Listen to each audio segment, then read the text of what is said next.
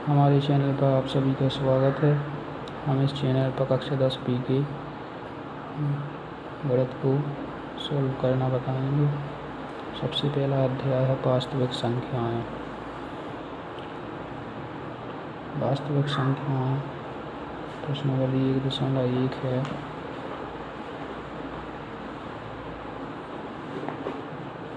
प्रश्नावली 1.1 में निम्नलिखित संख्याओं को अभाज्य गुणनखंडों के रूप में व्यक्त कीजिए। तो इसमें सबसे पहले अभाज्य गुणनखंडों को के रूप में व्यक्त करना है। कुछ संख्याएं दी हुई हैं जिसमें से पहले नंबर पर है 140। तो 140 को अभाज्य गुणनखंड के रूप में कैसे व्यक्त करेंगे? 140 तो यहाँ पर सबसे पहले लिखना है अभाज्य गुणनखंड करने पर अभाज्य गुणनखंड करने पर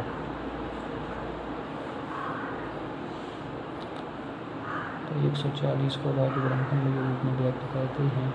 इसमें इकाई के स्थान पर 0 है यानी कि समांक है।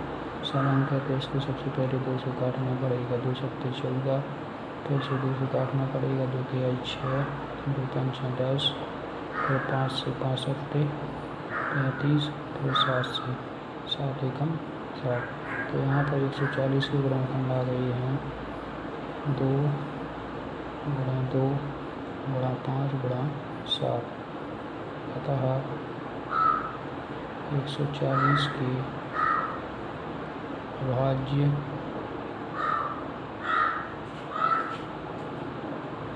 गुणनखंड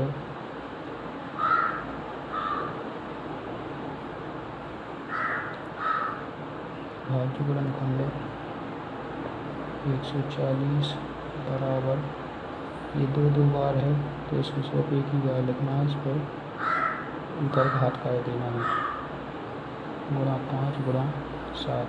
यही हो गया इसका आंसर। फिर नंबर 2 पर है 156।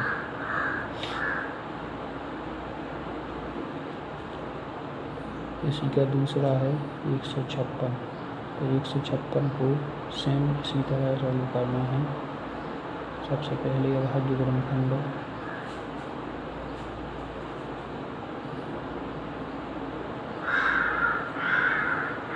करने पर तो 156 के गुणनखंड करेंगे तो इसको भी सबसे पहले 2 से काटना पड़ेगा। 2 सत्ते 14, 2 अट्ठे 16, 2 तिहाई 6, 2 नौ 18, फिर 3 से 3 एकम 3, 3 चौका 9, फिर 13 से 13 एकम 13। तो 156 के गुणनखंड आए हैं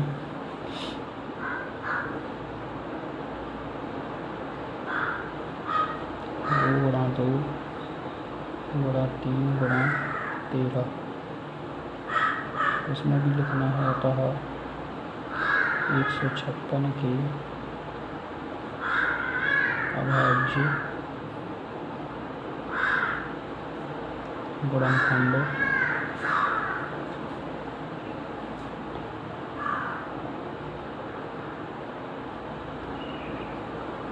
अब इसमें भी 2 बार है तो इसको भी सिर्फ एक ही बार लिखना है। 2 भी घात है 2 गुणा 3 गुणा 13।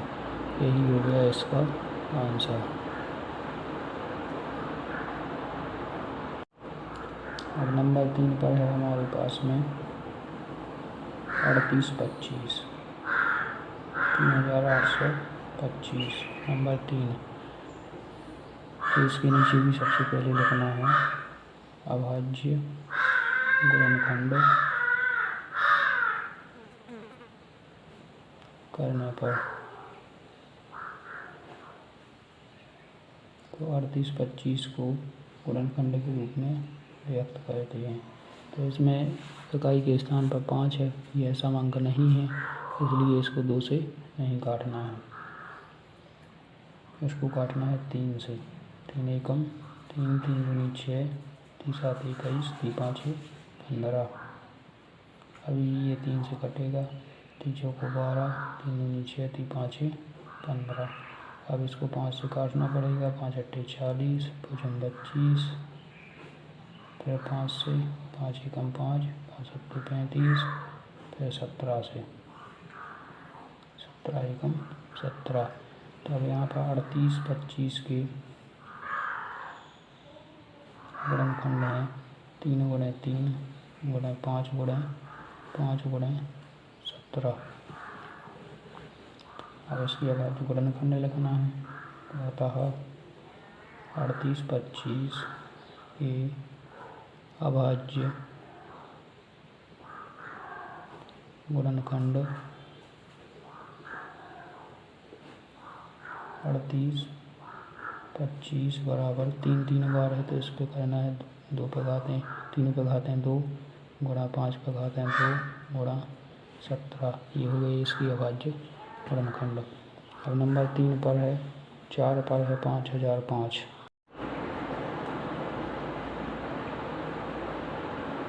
5005 इसके नीचे भी लिखना पड़ेगा अभाज्य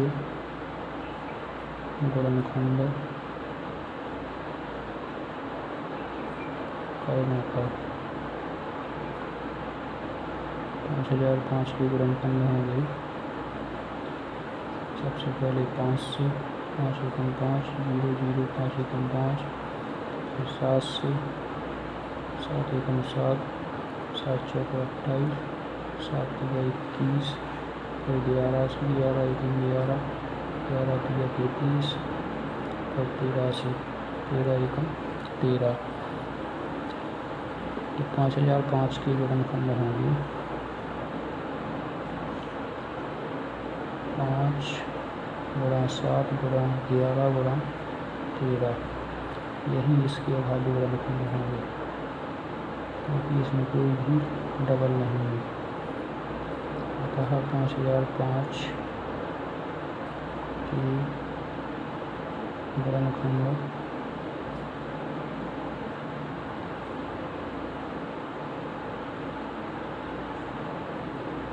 5 गुणा 7 गुणा 11 गुणा 13। यही हो गया इसका आंसर।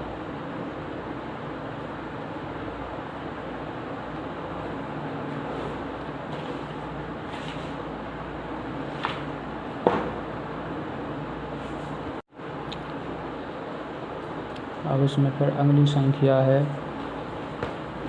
7429 नंबर 5 7429। तो इसके नीचे भी लिखना पड़ेगा अभाज्य गुणनखंड करने पर अभाज्य गुणनखंड करने पर इसकी गुणनखंड होंगी 74 29 को काटना पड़ेगा सबसे पहले 17 से 17 छः 62 17 तिया 51 17 सत्ते 119।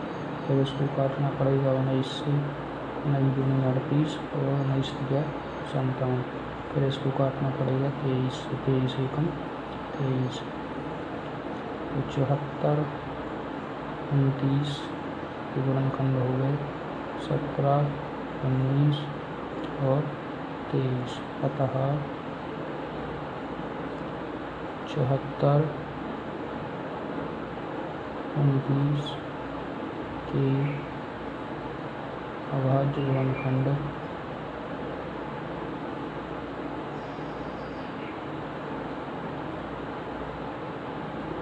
74 29 बराबर 17 गुणा 19 गुणा 23।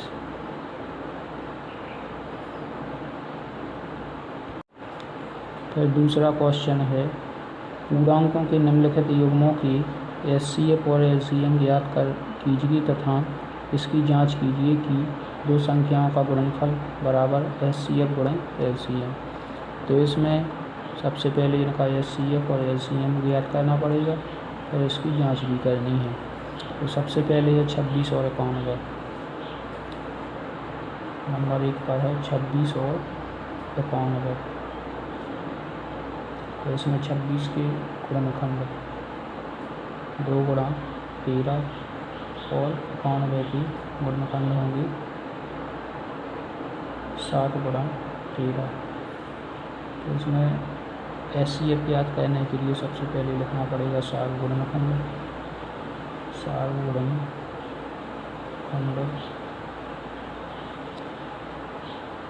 सार्वगुणनखंड है यहाँ पर 13 इसमें है और इसमें भी है, तो सार्वगुणनखंड हो गया 13। तो यही हो जाएगा इसका SCF। अब इसका LCM याद करना है, तो LCM बराबर,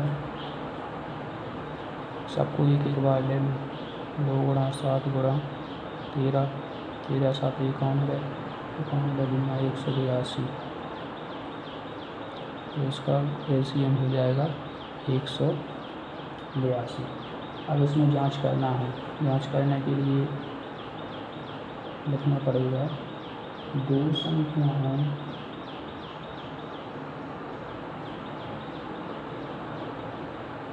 का गुणनफल बराबर SCF गुणा LCM। तो इसमें दो संख्याएं हैं हमारे पास 26 और 91,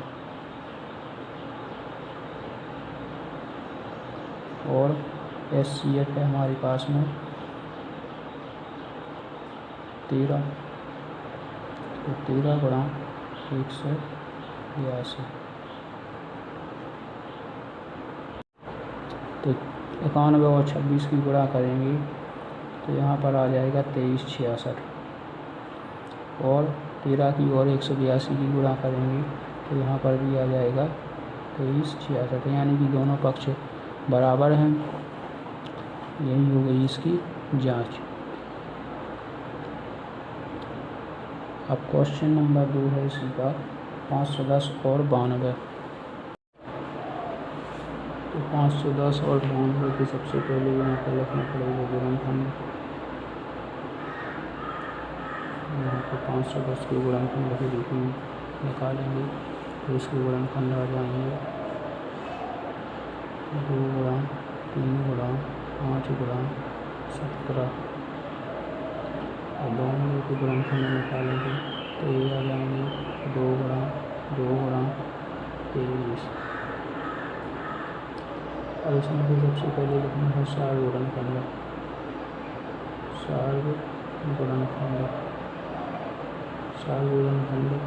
यहाँ पर 2 दोनों में है और कोई भी संख्या नहीं है, इसलिए सार्वगुणनखंड लिखना होगा 2, और SCF भी यही हो जाएगा 2। अब इसका निकालना है LCM बराबर हो जाएगा 2 गुणा 3 गुणा 5 गुणा 17 गुणा 23। सभी संख्याओं को एक एक बार लिख देना है। अब इन सब की गुणा करना है। गुणा करोगे तो ये हो जाएगा 23,460, यही हो जाएगा इसका LCM। अब करना है जांच। तो जांच करने के लिए सबसे पहले यहाँ पर लिखना पड़ेगा दो संख्याओं का गुणनफल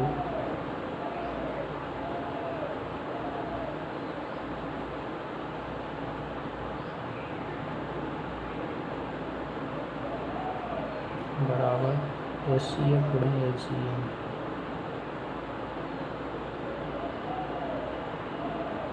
अब यहाँ पर दो संख्या, एक संख्या है 510 और दूसरी है 92, और SCF है 2 और LCM है 23,460। इन दोनों की जब गुणा करेंगे तो हो जाएगा 40,920, 40,920, और इसमें भी 200 की गुणा कर देंगे तो हो जाएगा 40,920। ये सिद्ध हो गया।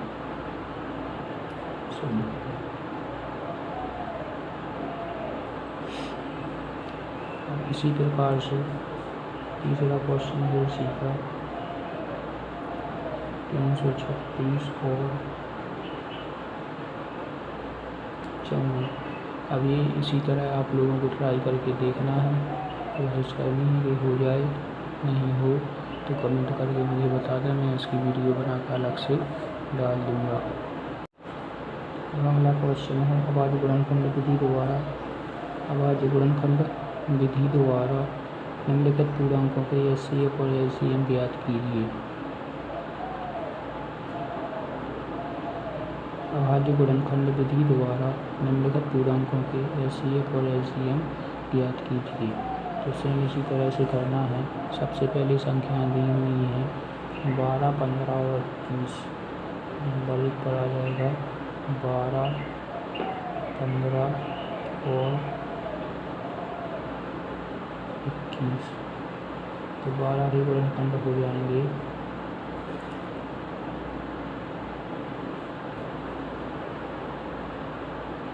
2 गुणा 2 गुणा 3, 3 4 दिया 12। 15 के गुणनखंड हो जाएंगे 3 गुणा 5 और 21 के गुणनखंड हो जाएंगे 3 गुणा 7।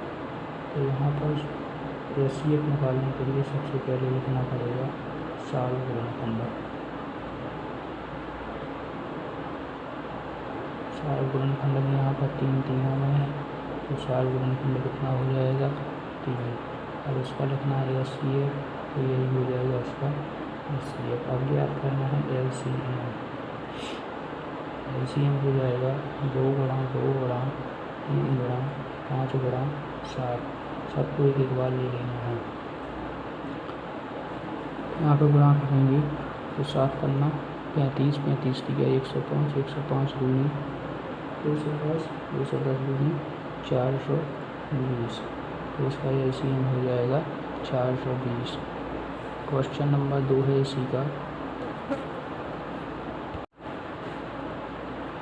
17, 23 और 29। तो अब उनके गुणनखंड लिखना पड़ेगा। तो 17 के गुणनखंड हो जाएंगे 1 गुणा 17 और 23 के गुणनखंड हो जाएंगे 1 गुणा 23 और 29 के गुणनखंड हो जाएंगे 1 गुणा 29, क्योंकि ये अभाज्य संख्याएँ हैं, ये किसी भी संख्या से नहीं कटेंगी। अब लिखना है 7 गुणनखंड। 7 गुणनखंड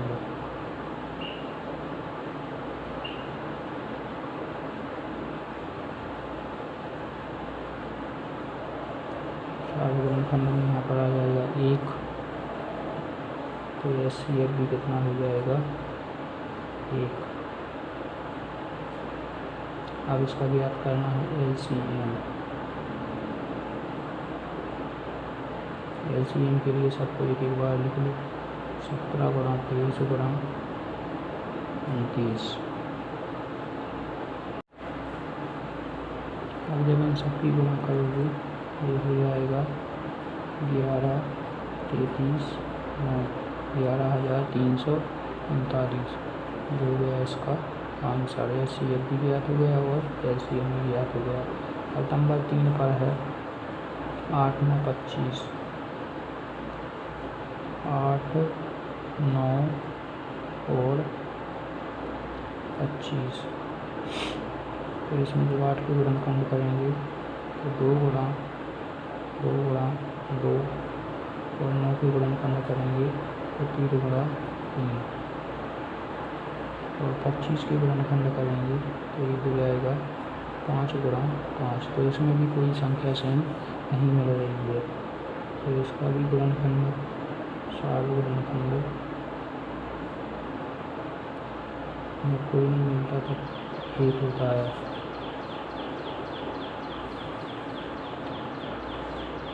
अब इसका एलसीएम ज्ञात करना है, तो एलसीएम हो जाएगा 2 गुणा 2 गुणा 3 गुणा 3 गुणा 5 गुणा 5।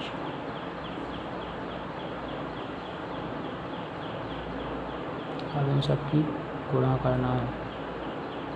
क्वेश्चन 25, 25 दिया 75, 75 दिया 225, 225 दूनी 450, 450 दूनी 900, 900 दूनी 1800। तो उसका एलसीएम हो जाएगा 1800। यही हो जाएगा इसका आंसर। अब अगला क्वेश्चन है हमारे पास HCF 2 संख्याएँ लिखी हुई हैं बराबर 9, LCM 2 संख्याएँ लिखी हुई हैं ज्ञात कीजिए। ठीक है, तो इसको क्वेश्चन नंबर 3 के फॉर्मूले से करना है। 2 संख्याओं का गुणनफल बराबर HCF गुणन LCM। तो सबसे पहले दिया है नंबर 4, दिया है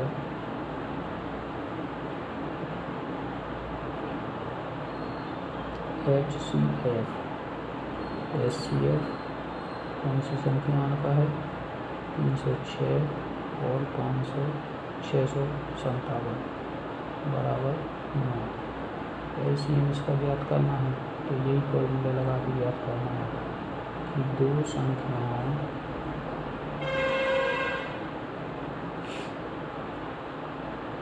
का गुणनफल बराबर HCF गुणा LCM। 2 संख्याएँ अपने पास में है, एक है 306 और दूसरी है 657 बराबर हो जाएगा 9 गुणा LCM। 9 इस तरफ गुणा कर रहे हैं तो इस तरफ भेजेंगे तो इधर आकर भाग करेंगे, यहाँ पर लिखते हैं 9 बटेगा 9 गुणा LCM।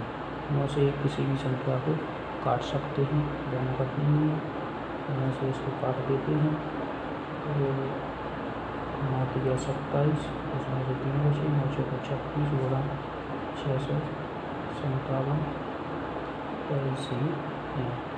जब इन दोनों को गुणा करेंगे तो ये आ जाएगा 22, 33, 8 बराबर LCM।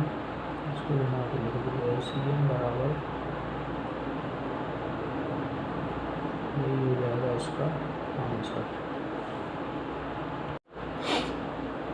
अब इसी का अगला क्वेश्चन है, जांच कीजिए कि क्या किसी प्राकृतिक संख्या n के लिए संख्या 6n अंक 0 पर समाप्त हो सकती है। तो ये क्वेश्चन भाषा वाला है, इसको हिंदी में लिखना पड़ेगा।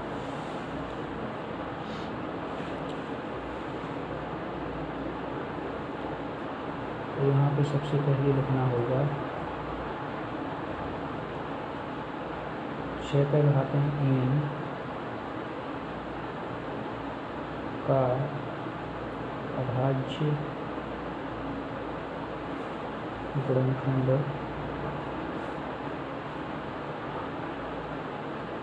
कितना हो जाएगा 2 गुणा 3 घातें होंगी। यहाँ पर 6 पर घातें n है तो 2 गुणा 3 पर घातें भी हम करना पड़ेंगे। तो इसके नीचे लिखना है यदि कोई संख्या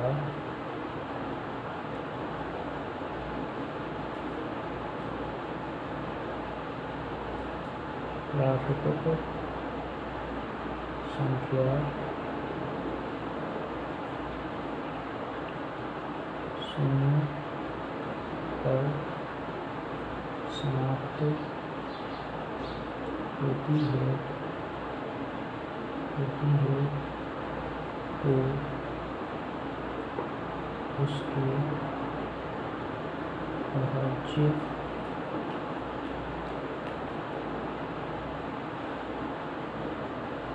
गुणनखंड 2 गुणा 5 के रूप का होना चाहिए। ये बात हमेशा याद रखना कि जब कोई संख्या शून्य पर समाप्त होती है तो उसके गुणनखंड 2 गुणा 5 अवश्य होते हैं, वही संख्या शून्य पर समाप्त होती हैं। इसलिए हमें लिखना है चूँकि 6n के अभाज्य गुणनखंड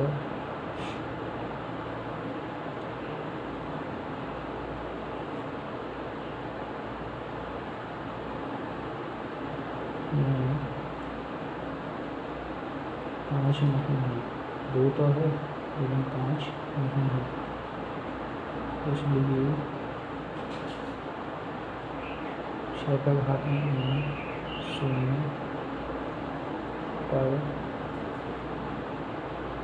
समाप्त नहीं होगी। यह संख्या जो है वो 0 पर समाप्त नहीं होगी। अतः 6 का घात में 0 पर समाप्त नहीं होगी। यही हो गया इसका आंसर।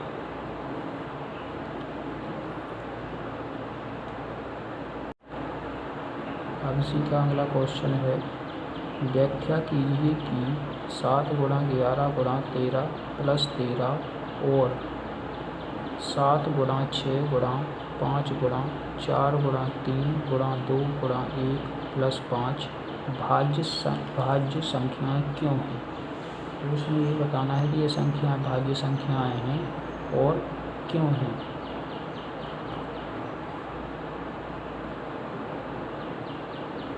तो इसको सबसे पहले मान लेते हैं कि माना a बराबर, सबसे पहले जो संख्या है 7 गुणा 11 गुणा 13 प्लस 13। तो इसमें जो गुणा वाली संख्याएँ हैं उनको अलग से ब्रैकेट में बंद कर देते हैं, प्लस 13 अलग अलग लेते हैं। अब इसमें देखो 13 का युग्म है, जोड़ा है, उसको यहाँ से कॉमन निकाल लेंगे तो इसके अंदर बचेगा 7 गुणा 11, 13 तो निकल गया यहाँ से, प्लस 1, इस 13 की जगह पर आ जाएगा 1। अब इसकी गुणा कर देंगे तो 11 7 77 प्लस 1, इसको जोड़ दो 77 और 1 78। तो अब इन दोनों की जब गुणा करेंगे तो एक संख्या निकल कर आएगी। अब उस संख्या के जब गुणनखंड करेंगे तो उसमें 13 और 78 आएगी। गुणनखंड होने पर कोई संख्या अभाज्य नहीं होती, वह संख्या भाज्य संख्या कहलाती है, इसलिए यह एक भाज्य संख्या है। तो इसके नीचे लिख देना है चूँकि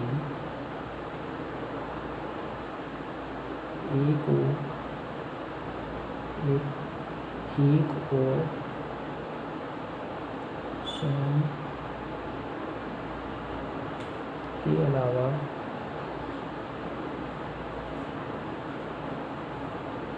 अन्य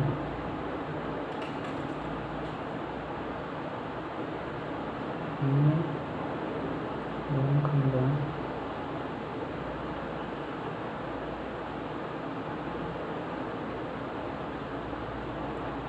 के रूप में व्यक्त किया जा सकता है।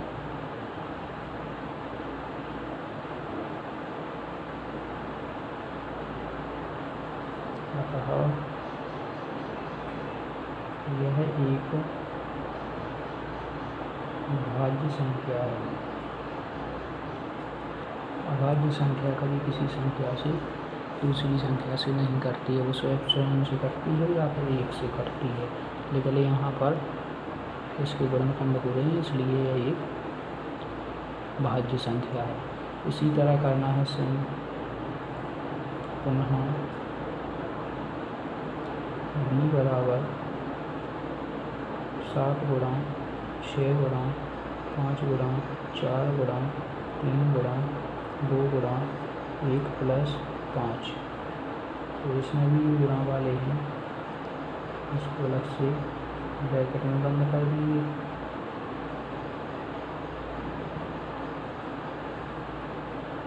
इससे समझ में आ जाएगा। 5 यहाँ पर दोनों जगह हैं, इसलिए 5 को कॉमन निकाल लेंगे। ये हो जाएगा 7 गुणा 6 गुणा 4, 5 को निकाल लिया है, 3 गुणा 2 गुणा 1 प्लस ये 5 निकल गया तो यहाँ पर आ जाएगा 1। अब इनकी गुणा करना है, 7 छंग 42, 42 की गुणा करना है 4 में, ये हो जाएगा 128 128 में गुणा करना है 3 से, 128 गुणा 3,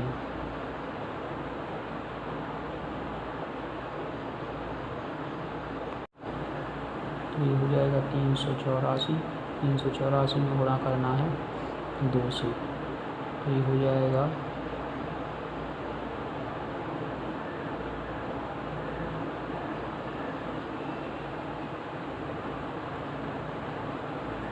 768। यहाँ पर लिख देंगे 768 प्लस 1, इसमें 1 जोड़ देंगे तो ये हो जाएगा 769। अब इसके भी गुणनखंड बन गए। जब इसकी गुणा करके जो संख्या आएगी तो फिर उसके भी गुणनखंड यही होंगे, तो इसमें भी सेम वैसे ही लिख देना है। चूँकि b को एक और स्वयं के अलावा अन्य गुणनखंडों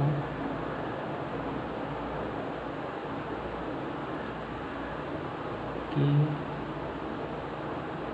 रूप में व्यक्त किया जा सकता है। अतः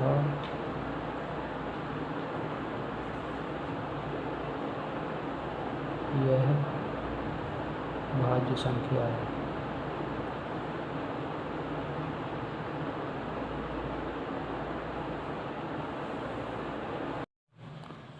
अब इसका अंतिम क्वेश्चन है, किसी खेल के मैदान के चारों ओर एक वृत्ताकार पथ है। इस मैदान का एक चक्कर लगाने में सोनिया को 18 मिनट लगते हैं, जबकि इसी मैदान का एक चक्कर लगाने में रवि को 12 मिनट लगते हैं। मान लीजिए वे दोनों एक ही स्थान और एक ही समय पर चलना प्रारंभ करते हैं, एक ही दिशा में चलते हैं। कितने समय बाद वे पुनः प्रारंभिक स्थान पर मिलेंगे? तो इसके लिए सबसे पहले लिखना पड़ेगा, माना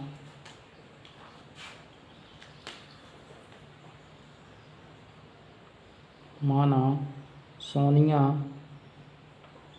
द्वारा एक चक्कर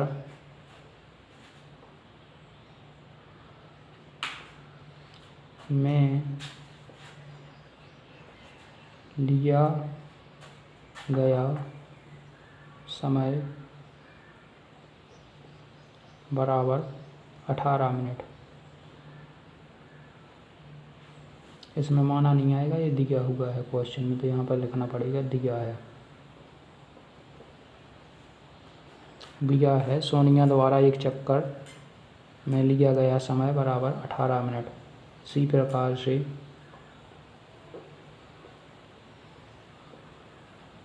रवि द्वारा एक चक्कर में लिया गया समय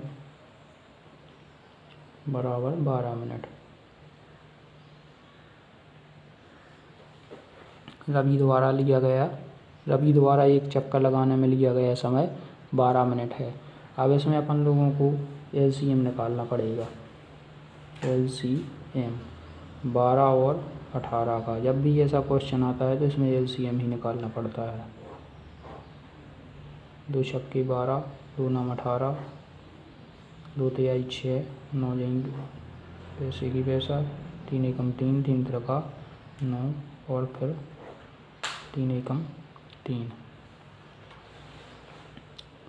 अब यहाँ पर इन सब की गुणा कर देंगे, 2 गुणा 2 गुणा 3 गुणा 3, 3 त्रिका 9 दूनी 18 दूनी 36, यानी कि ये दोनों 36 मिनट बाद पुनः एक ही स्थान पर मिल जाएंगे।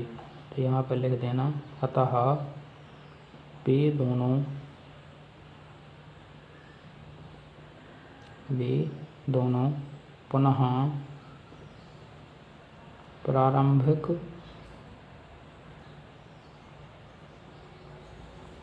स्थान पर 18 मिनट बाद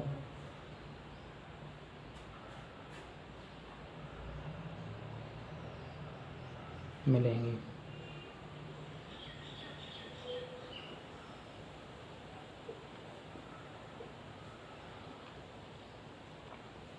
इसी के साथ ये प्रश्नावली हमारी ख़त्म होती है।